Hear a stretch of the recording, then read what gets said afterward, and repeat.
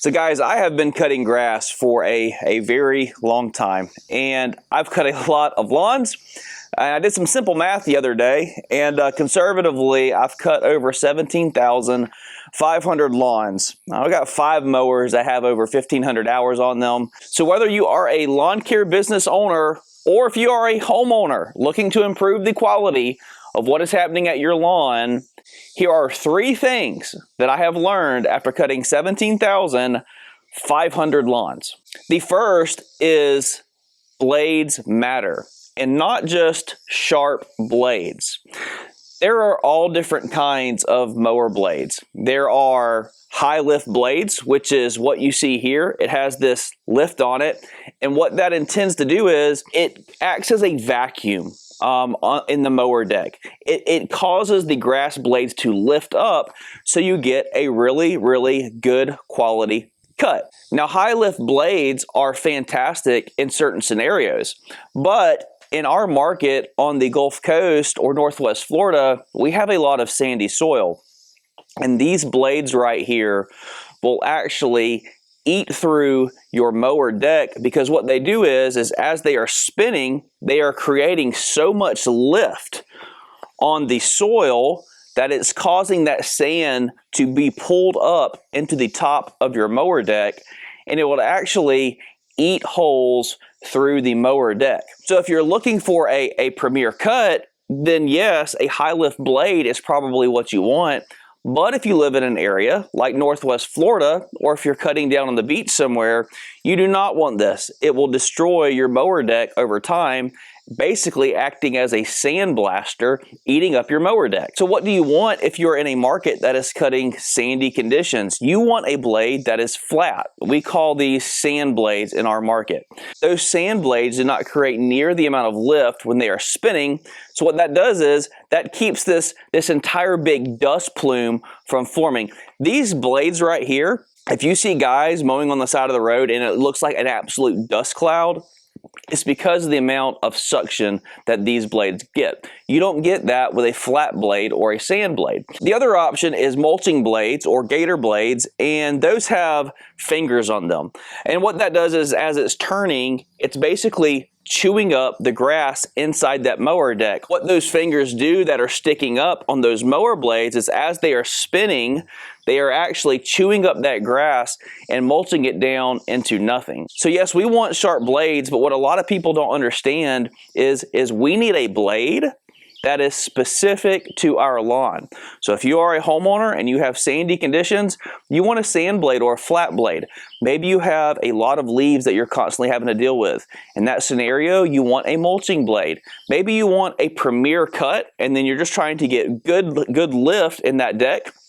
Then you want a high lift blade. Number 1 thing is blade selection matters. The number 2 thing that I have learned after cutting so many lawns is that mowing the grass higher is not always better. We always run into this as lawn care business owners when homeowners are wanting us to cut the grass higher because it's healthier for the grass. It looks better. I'm here to tell you that that is simply not true.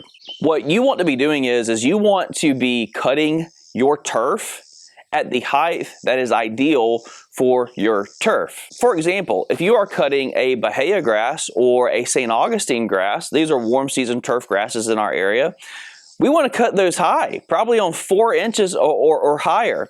The reason is because that is what is ideal for that lawn. However, we run into scenarios all the time as lawn business owners where clients are asking us to mow the grass high, and they may have zoysia, or they may have Bermuda, or centipede. For example, centipede turf, it does not have the root structure to support a lot of top growth.